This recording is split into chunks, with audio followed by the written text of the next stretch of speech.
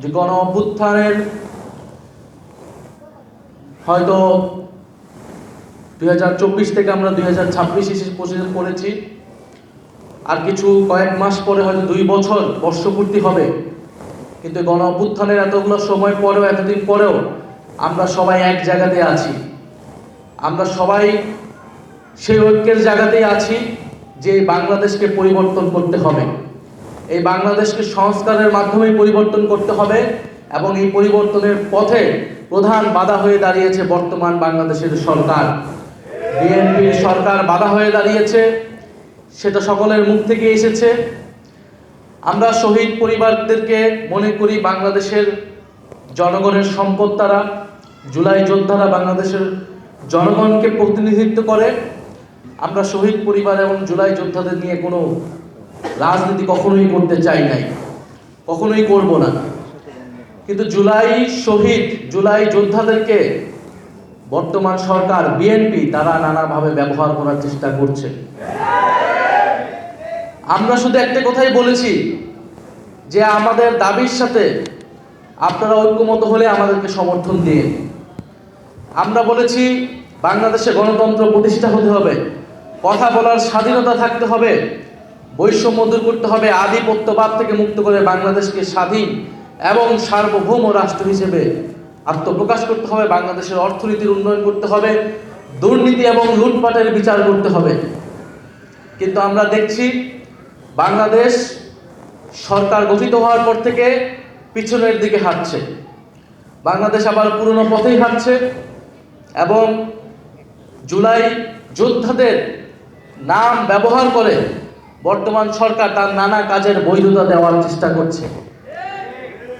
কখনো তারা ৭১-এর নাম ব্যবহার করছে, কখনো তারা জুলাই যোদ্ধাদের নাম ব্যবহার করছে। তারা আসলে কোনোটাকেই ধারণ করে না।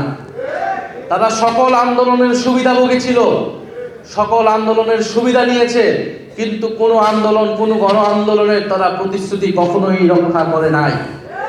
ইতিহাস এটাই বলে। আজকে এখানে আমার থেকে অভিজ্ঞ লোকেরা আছেন যারা ৯১-এর পার্লামেন্ট দেখেছে, যারা ৯০-এর গণ আন্দোলন দেখেছেন, অংশগ্রহণ করেছেন। ৯০-এর গণ আন্দোলনের পরে এই বিএনপি সরকার ক্ষমতায় ছিল, কিন্তু তারা সেই ৯০-এর গণ অভ্যুত্থানের ৩ দলের জোটের যে রূপরেখা তৈরি হয়েছিল সেই রূপরেখাকে তারা অস্বীকার করেছিল।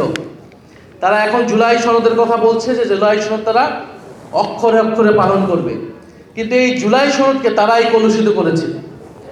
এই জুলাই সনদের তারা প্রত্যেকটা জায়গায় তারা লিখেছে, জোর করে সেই সময় ঐক্যমত কমিশনকে দিয়ে লিখিয়ে নিয়েছিল যে যেই দল ক্ষমতা আসবে সেই দল তার ইশতেহার অনুযায়ী সংস্কার করবে।